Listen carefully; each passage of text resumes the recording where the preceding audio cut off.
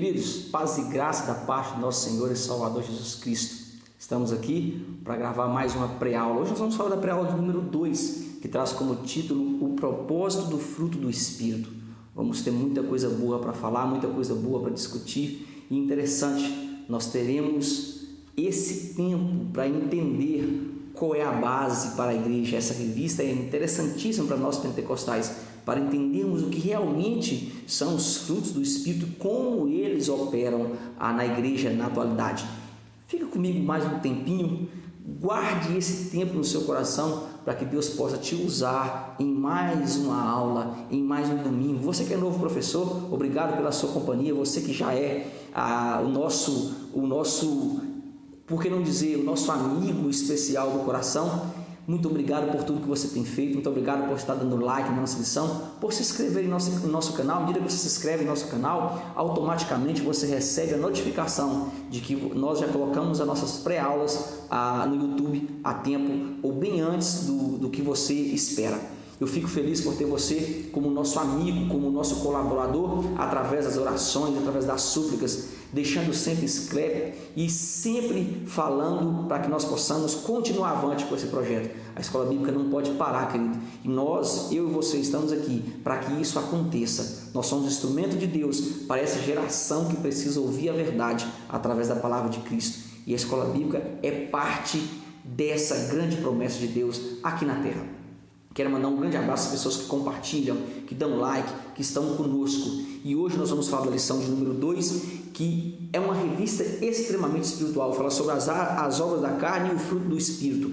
A leitura bíblica em classe de hoje está em Mateus 7, do versículo 13 ao versículo 20. Reflita durante a semana. Mande no WhatsApp, se possível, colhe um pedacinho das aulas, filme no celular como eu faço aqui, eu filmo no meu aparelho aqui e mando para os meus alunos parte do que vai acontecer, pequenos comentários de 1 minuto, 1 minuto e meio, e mando pelo Zap falando o que vai acontecer na nossa aula. Grave bem rápido um convite para os seus alunos e não se esqueça. Estamos iniciando um novo ano e nesse novo ano, nessa nova revista, você pode trazer novas pessoas para a sua aula. É o seu dever trazer novas pessoas para ouvir, não porque você seja o melhor, não, para que elas conheçam Deus e entendam o que são os frutos do Espírito. E é sobre isso que nós vamos falar. Nós vamos abordar hoje, tópico a tópico, falar o subtópico, o nome de cada subtópico, e logo após nós falaremos sobre cada discussão que você vai falar em aula. Eu vou deixar abaixo um copia e cole para você levar para a sala de aula, para você estudar em casa, para você debater com os seus alunos, para você ter base e anexar também aquilo que você pensa, aquilo que você estudou, junto ao copia e cole para você falar em sala de aula. A introdução, eu queria que você abordasse nessa introdução da nossa revista algo de extrema importância. É a nossa introdução da nossa revista na atualidade. Ela vai abordar que a lição tem como propósito o fruto do Espírito. Então você vai falar para a sua sala de aula que esta lição ela nos ensinará, nessa introdução você falar isso aqui, ela nos ensinará sobre frutos, mas qual o real significado de frutos e de que frutos nós estamos falando? Essa é a pergunta. Qual o real significado? E de que fruto nós estamos falando? Qual fruto nós estamos falando na sala de aula? Então você pergunte isso para a sala de aula. Deve ficar bem claro que a palavra frutos, queridos, ela tem diversas raízes na Bíblia. Ela tem diversas raízes na Bíblia. Então nós temos aqui frutos como sementes e temos frutos como a área espiritual, como os frutos do Espírito. Entenda, ele tanto vai envolver a área espiritual como a área carnal, tanto a área da natureza como também a área do nosso cotidiano. E eu tenho algo de Deus aqui para você nessa lição. Eu tenho algo, revelação de Deus extremamente, tenho andado e buscando a Deus em oração para que Deus revele algo tremendo ao longo desse trimestre, como foi no trimestre passado. Como Deus falou no trimestre passado. Foi aulas maravilhosas. Então nesse trimestre eu queria que você falasse sobre isso. Dessas diversas raízes, nós vamos abordar o fruto como semente. A tradução de como semente, a primeira coisa que nós teremos aqui é o termo peri, que é uma raiz hebraica, e ela é usada cerca de 115 vezes no Antigo Testamento. Em Gênesis 1:11 vai falar sobre esse termo, peri, fruto no original. A segunda tese que nós temos, das diversas teses que nós temos tebuam, no original rams, que também significa fruto. É uma palavra hebraica que é usada 42 vezes no Antigo Testamento. Onde eu acho algo sobre isso? Êxodo 23, versículo 10. É a primeira tese que nós temos de fruto como semente, fruto voltado para a natureza. Então isso você vai falar só essas duas palavrinhas. Continuando aqui, nós temos fruto como área espiritual. Na área espiritual nós temos o termo fruto relacionado, o termo fruto. Aí entra algo interessante. Nós vamos entrar aqui com uma palavra chamada karpos, muito usada hoje em faculdades, muito usada hoje em nome de lojas e por aí vai. Esse termo karpos é uma palavra grega e ela ocorre 64 vezes no Novo Testamento. A primeira vez que essa palavra entrou em cena aqui, querido, ela entrou em Mateus 3, o versículo 8 ao 10. Olha que interessante, Mateus 3, o versículo 8 ao 10 diz o seguinte, estou na versão judaica: se vocês realmente tiverem abandonado os seus pecados e voltado para Deus, produzam frutos para comprovar.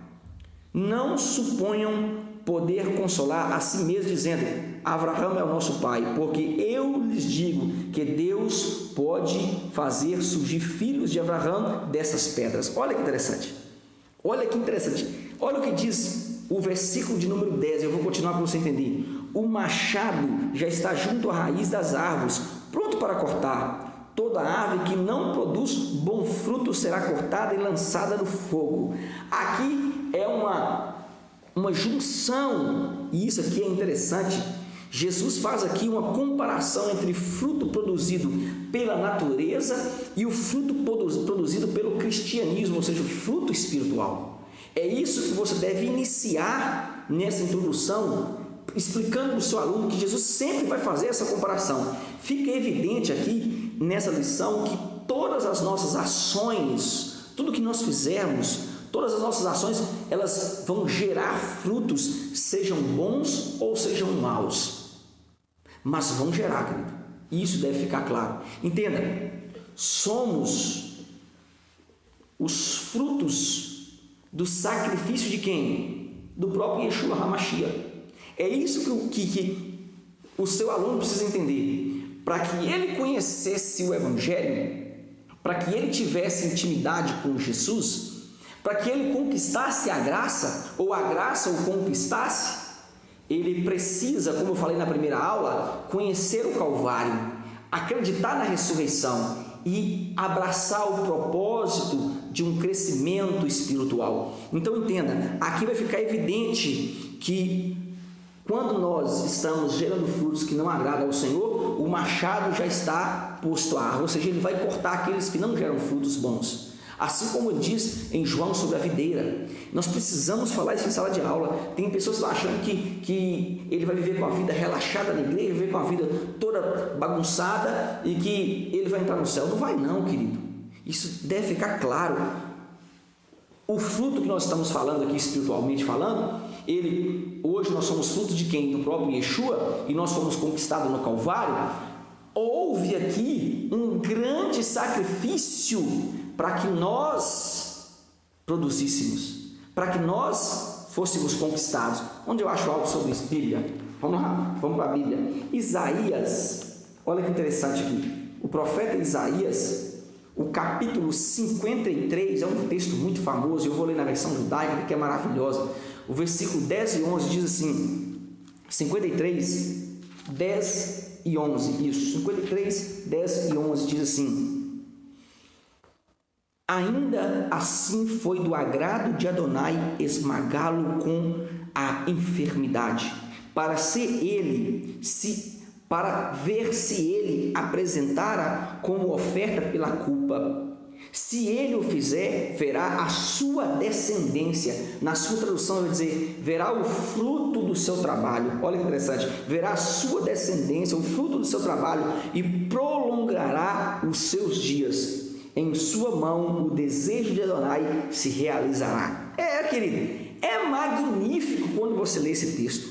É magnífico você ver a ação do próprio Deus já colocando no Antigo Testamento a vinda do seu filho. O versículo número 11 diz assim: depois da provação ele ficará satisfeito, por seu conhecimento, dor e sacrifício, meu servo justo tornará muitas pessoas justas, ele sofre pelos pecados delas. Meu querido, você precisa levar para a sua sala que o trabalho de Jesus nos conquistou. O esmagar de Deus, o esmagar de Deus a Jesus, hoje nós estamos aqui que somos fruto do penoso trabalho dele. E nós, através do nosso trabalho, nós também teremos frutos na igreja.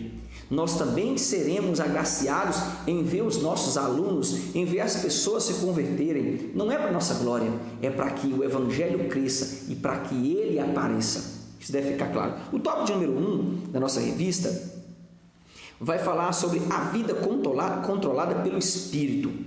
Nesse tópico, você deve falar para a sua sala que o que estamos vivenciando hoje é a ação carnal vencendo a ação espiritual. Por quê, professor Elias?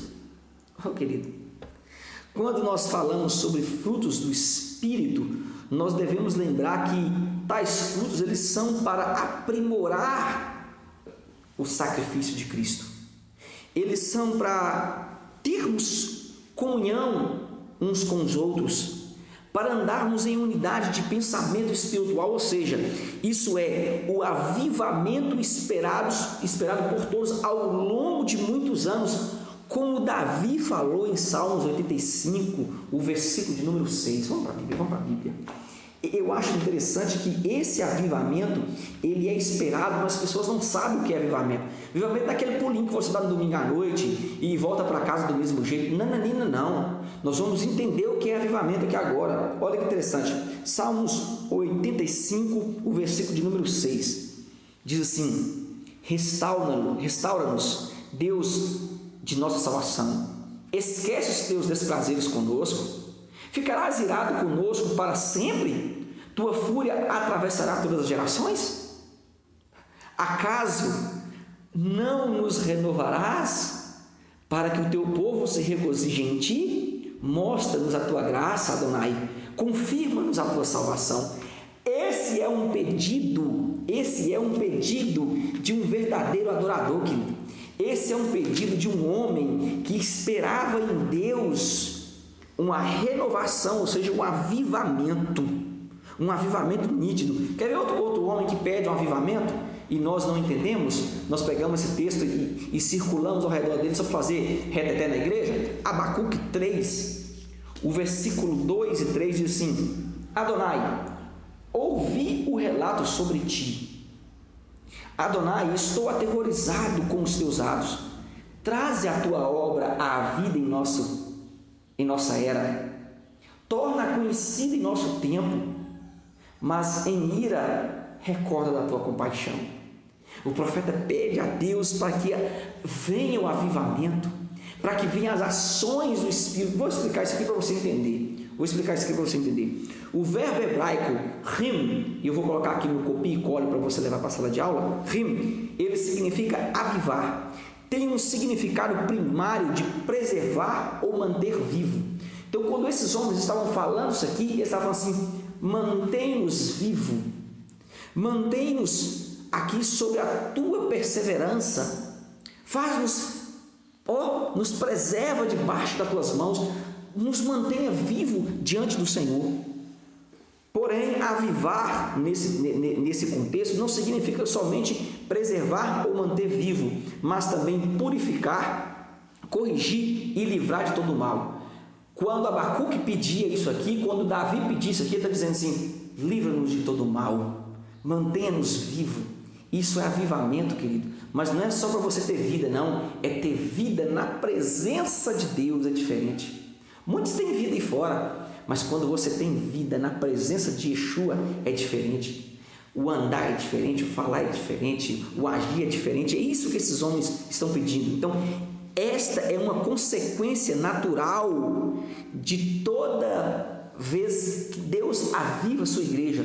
Ele a mantém viva, Ele a mantém perseverante. Quando Deus aviva a sua igreja, Ele a corrige, Ele a livra de todo o mal. O verbo avivar aqui, em suas várias formas, é usado mais de 250 vezes no Antigo Testamento. Das 55 vezes que ele é usado no Antigo Testamento, elas estão num grau chamado de piel. Olha que interessante. O que é piel? Vou te explicar. Um verbo nas formas de piel expressa uma ação ativa e intensiva no hebraico. Ou seja, Deus está sempre fazendo, Deus está sempre elaborando, Deus está sempre trabalhando, Ele não para. Quem para então, professor Elias? Querido, que para nós, quem tem parado nos últimos tempos somos nós. A igreja tem parado, mas o dono da obra não para. Ele é intensivo, ele é ativo.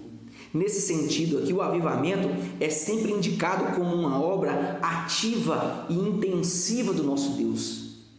Ele está querendo avivar, ele está querendo reanimar, ele está querendo livrar do mal. A igreja precisa aprender isso, ele quer fazer isso. É nós que nos afastamos. É interessante que aqui responde a pergunta que eu fiz no início. O que estamos vivenciando hoje é uma ação carnal vencendo a ação espiritual. Por quê? Sabe por quê, querido? A intenção de Satanás é justamente colocar afazeres no mundo carnal, apagando a ação de busca ativa do Espírito em nossa vida. Quando Satanás, querido, olha que interessante, quando Satanás, eu vou até corrigir essa frase aqui, que eu não tinha colocado uma vírgula nela aqui, quando Satanás coloca alguns afazeres na nossa vida, no nosso cotidiano, que toma a ação do Espírito Santo, é um sinal de que ele está nos paralisando. E como tem gente paralisada no dia de hoje da igreja, como tem gente no dia de hoje vivendo, querido, uma farsa, achando que está vivendo o cristianismo, mas não está vivendo. Quando nós falamos batismo com o Espírito Santo, as pessoas riem e acham que isso é coisa do acaso. Oh, querido, nós estamos precisando vivenciar novamente essa ação do Espírito Santo na nossa igreja, e nós somos as pessoas principais para isso aqui. Já no tópico de número 2 da nossa revista, vai falar um viver santo. Nesse tópico, eu queria que você abordasse que, assim como a planta ela cria raízes quando está no processo de crescimento, nós cristãos precisamos criar raízes espirituais sobre a terra carnal, que é o corpo corrompido na queda de Adão. Oh, maravilha! Isso aqui é do céu, uma visão dessa daqui. Nós precisamos criar raízes espirituais sobre a nossa carne, que é o Adão caído. As raízes espirituais vão cobrir o Adão caído. Quando temos mais frutos espirituais e menos carnais, alcançamos a maturidade espiritual e passamos a entender melhor o que Deus quer para o seu reino, o que Ele quer para a sua noiva, o que Ele quer para a nossa vida. E o que Ele quer para a sua vida? Salvação de almas. O que Ele quer para a sua vida? Planos que o reino cresça. Não é carro, moto, não é casa, não. Isso é consequência. Mas é que a obra cresça. É isso que você precisa entender. O tópico de número 3, o subtópico de número 3, eu queria que você abrisse comigo o livro de Oséias, e nesse subtópico número 3 vai falar sobre a verdadeira comunhão. Eu queria que você abrisse comigo Oséias 6, versículo número 3. Há algo fantástico nesse texto. Oséias 6, versículo 3 diz assim: que nós conheçamos, que nos esforcemos para conhecer Adonai, que Ele virá, é certo como amanhã, Ele virá para nós como a chuva da primavera que regam a terra. Estou precisando de um oclaço, porque o blibaço já tem. Esse texto de Oséias vai nos levar a uma intimidade com Deus. O próprio profeta diz assim, que nós prossigamos, olha que interessante, ele diz assim, e continuemos, nos esforcemos em conhecer a Adonai, conhecer o nosso Deus. Querido, conhecer a Deus é ir além, conhecer a Deus é estar além, é viver o sobrenatural no natural humano. Oh, querido, só entende o sobrenatural de Deus quem busca o sobrenatural. E essa busca deve ser contínua. Lembra do processo que eu falei aqui sobre o processo de posicional, sobre o processo de contínuo? Nós estamos no segundo processo, nós somos esse processo. E depois do processo do fim, nós estamos no processo número 2, contínuo. Então, só vai conhecer o sobrenatural. Quando nós falamos sobre o sobrenatural, se eu te contar coisas que acontecem comigo, você fica bestificado. Às vezes eu começo a contar algumas coisas que acontecem comigo. Essa mesa que eu estou na minha casa. Nessa mesa que eu estou aqui agora, eu sento aqui e bato altos papos com Jesus. Altas análises da minha vida, altas análises do que está acontecendo na igreja, autoanálise sobre as lições. É aqui no meu canto, aqui, é nessa mesa que eu estou aqui, que eu choro, que eu às vezes discuto, que eu brigo com ele, que eu fico entediado, fico chateado. É aqui, querido. Eu tenho os meus momentos de intempéries, assim como você também tem. É nessa mesa que eu falo, senta aqui, vamos conversar nós dois. Por que está acontecendo isso? Por que está acontecendo aquilo? É aqui que eu glorifico e agradeço ele pelo que está acontecendo, pelos projetos, pelas agendas, e como tem crescido as agendas ao longo desses anos. E eu falo assim, obrigado, eu devo ir, só acho que eu devo ir. Se não for, fecha a porta, mas se não for, abre uma outra porta. Eu converso com ele nessa mesinha que você está vendo aqui, onde eu estou aqui agora. Então, entenda, só vai entender o sobrenatural quem busca o sobrenatural no mundo humano. Quem está no mundo humano não vai entender o sobrenatural. Paulo fala sobre isso. E de que maneira, pastor Elias, eu vou entender o sobrenatural? Quando eu passo a jejuar, quando eu começo a orar e quando eu me coloco em inteira adoração. Só assim você vai estar revestido de poder e autoridade. Só assim você vai estar revestido de unção. Só assim você vai estar revestido da armadura do Amar-Corte do Espírito Santo. É só assim, querido. Não tem outro meio. Não adianta. Eu queria te dar outro meio para você buscar, para você ter revelações. Não existe outro meio. Jejum, oração e adoração. Ok? O tópico de número 2 fala: o fruto do Espírito evidencia o caráter de Cristo em nós. Há um texto muito bom sobre isso. E eu queria ler com você, que está em Efésios,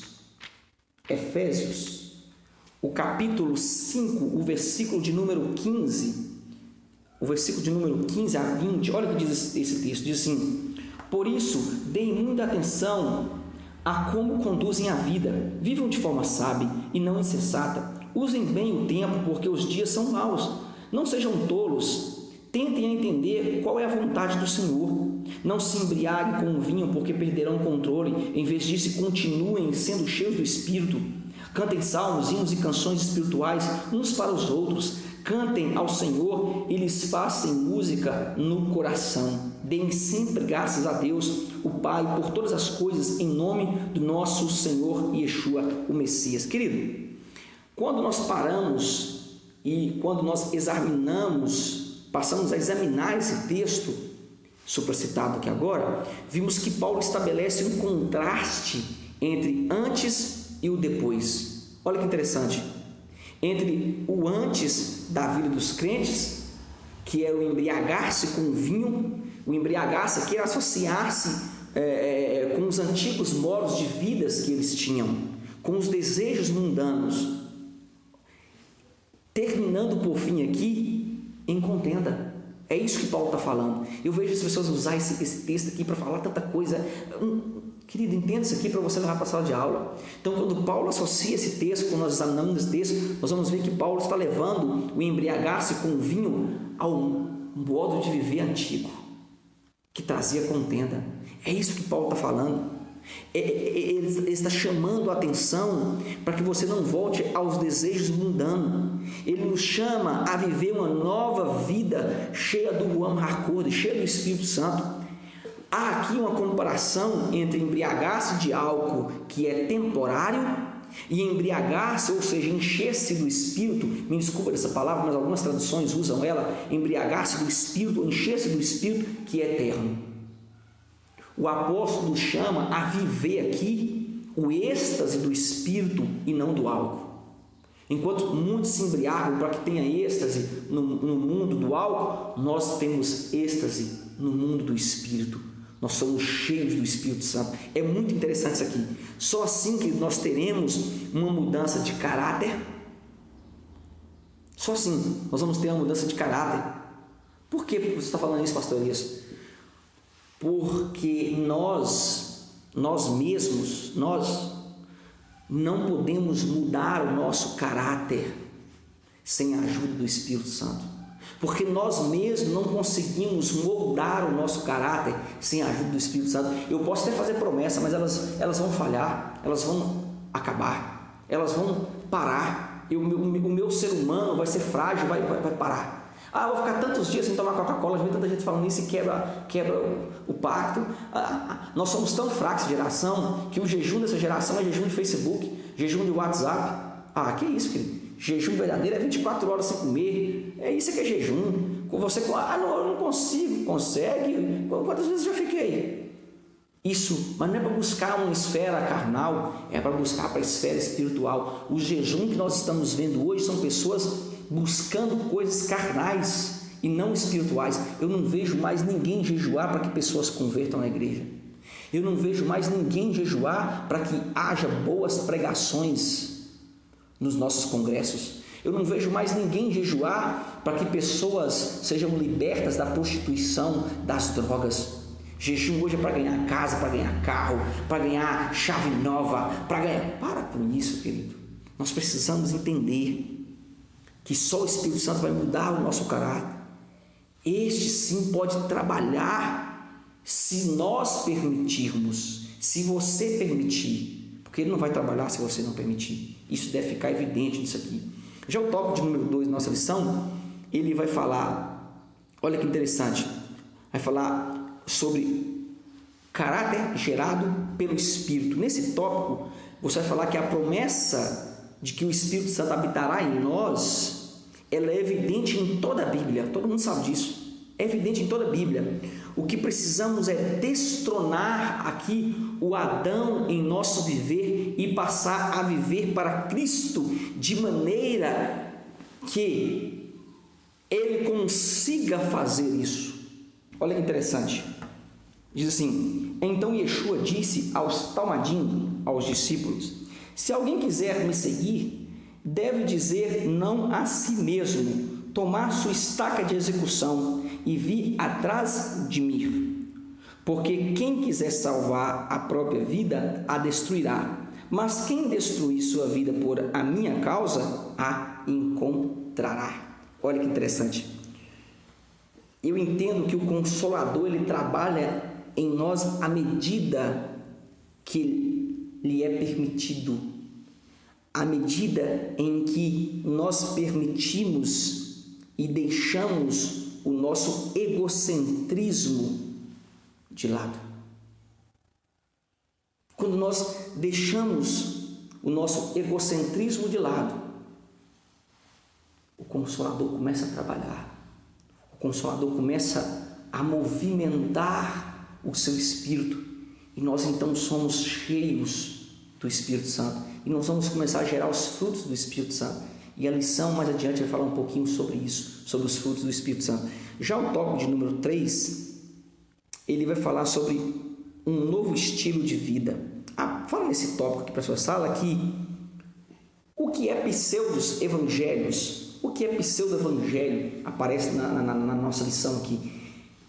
Pseudo-evangelho é um falso evangelho onde se tem sempre uma vida estável, sem problemas.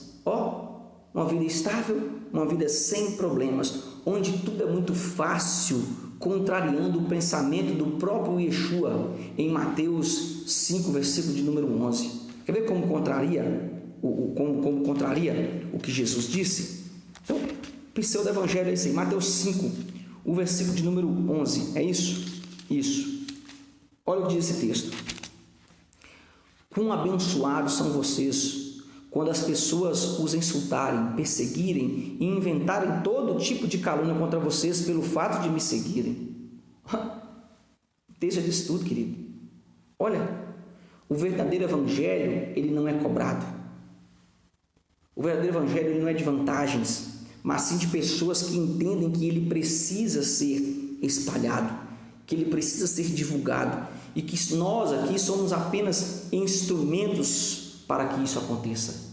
Eu e você somos instrumentos para que isso aconteça. O que estamos vendo na internet ultimamente, queridos, e nos demais segmentos, eu vou colocar os demais segmentos aqui na televisão, no rádio e vai por aí afora, são homens com dúbios pensamentos e não pensamento de salvação de almas.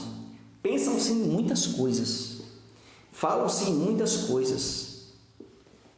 Rosa ungida, toalha ungida, meia não sei o que, travesseiro dos sonhos, sangue de Cristo ser jogado sobre a cabeça, rosa ungida, fogueira santa. Falam-se de muitas coisas, mas ninguém tem um pensamento voltado para a alma, ninguém tem um pensamento voltado para que o Evangelho cresça, para que o homem diminua. Não se fala sobre isso mais no nosso meio e nós devemos refletir sobre isso. O tópico de número 3, ele vai falar sobre testemunhando as virtudes do reino de Deus. Esse tópico ele me trouxe algo profundo, e o subtópico fala assim: propósito do fruto. Eu estava aqui analisando que o viver santo é uma consequência de quem verdadeiramente conheceu e aceitou a Cristo. Concorda comigo? O viver santo é uma consequência de quem verdadeiramente conheceu e aceitou a Cristo. Tal envolvimento com o Espírito Santo, querido, ele gera um comportamento santo que, por sua vez, desenvolve nos demais que estão à nossa volta e até em nós mesmos a revelação de Cristo. Quando você passa a viver em santidade, você passa a ter revelação de Cristo, você passa a ter revelação de tudo que está acontecendo. Sendo assim, é o seu dever, é o meu dever, é o nosso dever ter tais atitudes, como diz o sábio Salomão em Eclesiastes 9, o versículo de número 8. Olha que interessante, eu acho Eclesiastes 9, o versículo de número 8. Olha o que Salomão diz: que suas roupas sejam sempre brancas e nunca falte perfume sobre a sua cabeça. Olha, querido, em todo o tempo sejam alvas as tuas vestes e nunca falte óleo sobre a tua cabeça. A versão sua deve dizer, a versão judaica é um pouco diferente. Salomão está dizendo que nós devemos estar sempre em uma posição de servos, não ter nada que nos manche. Pelo contrário, o nosso testemunho é quem vai falar pela nossa vida. O tópico de número 2 tem uma comparação muito boa. Uma vida produtiva, e isso aqui eu queria que você anotasse, que você levasse para a sala de aula, se possível, uma semana antes. Quem sabe você consegue fazer o que está aqui. É meio difícil, mas eu creio que você vai conseguir. Há aqui no tópico número 2 uma palavra chamada enxerto. E eu queria levar uma nova palavra para vocês, é enxerto ou enxertia. Enxerto ou enxertia, o que é isso, pastor Elias? Enxerto ou enxertia é um processo de multiplicação vegetal que consiste basicamente em soldar um galho ou broto de uma planta ao tronco enraizado de outra. Olha que interessante isso aqui.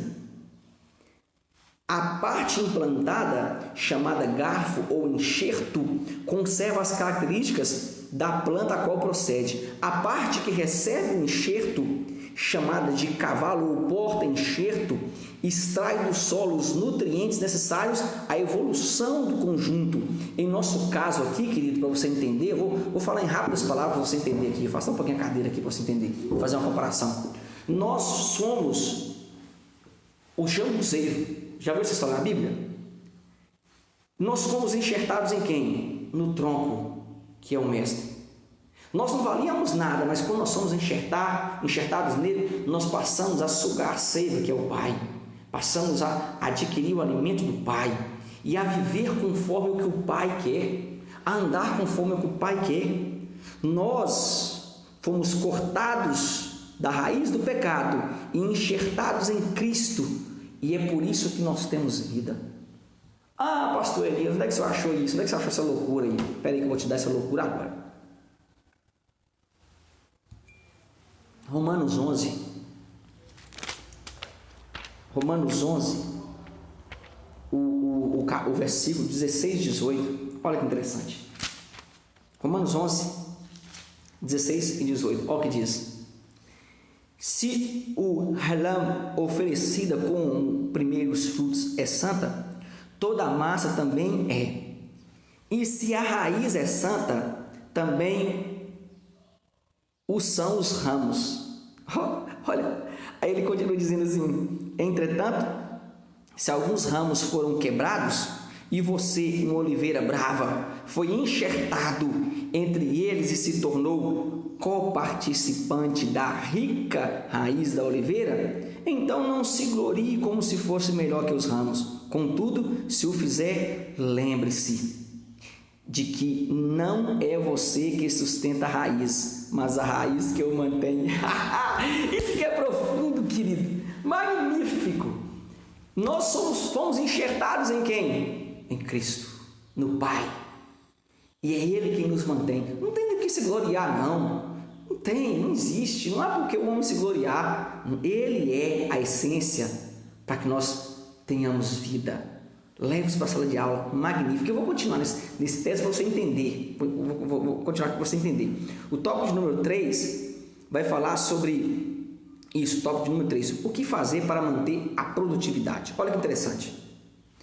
Já que nós estávamos falando sobre enxerto aqui, por que eu estou falando sobre enxerto? Porque bem próximo de Teoflotone tem uma cidadezinha aqui, um vilarejinho chamado Lajinha. Lá eles produzem muitas flores, pé de laranja e outras coisas, flores bonitas de outras cores, que é fruto do enxerto. Nós temos limão com a laranja que gera laranja lima, uma coisa assim, eu não me lembro bem. Eu sei que isso é enxerto e dá certo, querido. Se nós conseguirmos fazer isso para levar para a sala de aula, você vai ver que maravilha. Eu vou tentar fazer para a sala de aula. Toda muda resultante do enxerto, ela precisa ser plantada. Depois que você faz um enxerto, que ela começou a sair, você precisa plantar. Você precisa plantar. Depois que ela deu fruto, você precisa tirar aquela parte e plantar. E ela será plantada. É por isso que nós fomos plantados aqui nessa terra para gerar novos frutos. Nós fomos enxertados no Messias. Então nós agora passamos a dar novos frutos. E é interessante que mudas resultantes de enxerto, depois que vão para a terra, elas exigem frequentemente inspeção de seu estado geral. Olha que interessante. Brotos ladrões que nasçam eventualmente no porta-enxerto, abaixo do ponto da enxertia, eles devem ser podados logo, para impedir que o cavalo cresça sozinho, rejeitando parte que lhe foi implantada. Vou traduzir isso aqui para você. Vou dar um de botânico aqui agora. Quando você faz um enxerto, não é enxerto, é enxerto. Quando você faz um enxerto, que ela começa a sair a planta para cima, abaixo do tronco, ou seja, abaixo do tronco onde você fez o enxerto, ou abaixo do enxerto que você fez, vai começar a nascer pequenos brotos. E você tem que podar esses brotos rápidos. Você tem que brotar o mais rápido possível. Você tem que cortar. É por isso que a Bíblia diz, lá em João, que Jesus diz que o Pai ele é a videira e o Pai é o agricultor. E o Pai poda a planta. Aqueles ramos que não estão produzindo são cortados e jogados fora. Aqui no enxerto é a mesma coisa. Porque se você deixar que os brotos nasçam, ele vai tirar a seiva. Ele vai tirar a seiva que é do enxerto. O enxerto consecutivamente vai morrer. Vou analisar, vou fazer uma autoanálise para você entender. Olha que interessante. Isso nos mostra que tudo que está abaixo de nós, que é os brotos do velho homem, eles devem ser arrancados, restando assim somente um novo fruto que saiu do tronco mestre. Olha que interessante isso aqui, querido. É altamente espiritual que eu vou te falar aqui agora. Quando você foi enxertado em Cristo, o velho homem vai tentar brotar algumas raízes de pecado, agora desse novo homem. E o seu papel, sabe qual é o seu papel? O seu papel é cortá-los. Pedir o Espírito Santo para tirar. Porque senão ele vai tomar conta e você vai morrer. O tronco continua sendo Cristo, mas você foi enxertado. E é você que tem que ter cuidado com o que está à sua volta, com o que está acontecendo à sua volta, dos brotos que estão nascendo, as raízes de prostituição, as raízes do velho homem, as raízes da bebedice, as raízes dos problemas. Isso deve ser tirado de você para que você cresça saudável.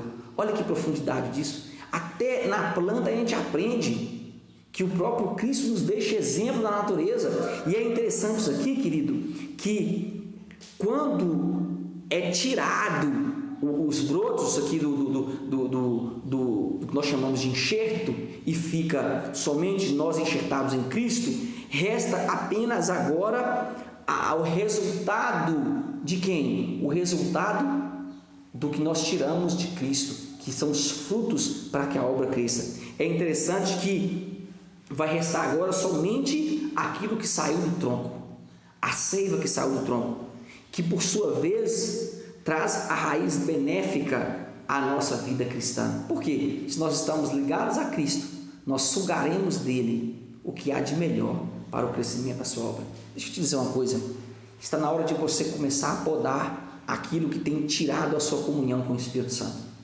Essa lição está te chamando para você começar a tirar aquilo que está te causando males.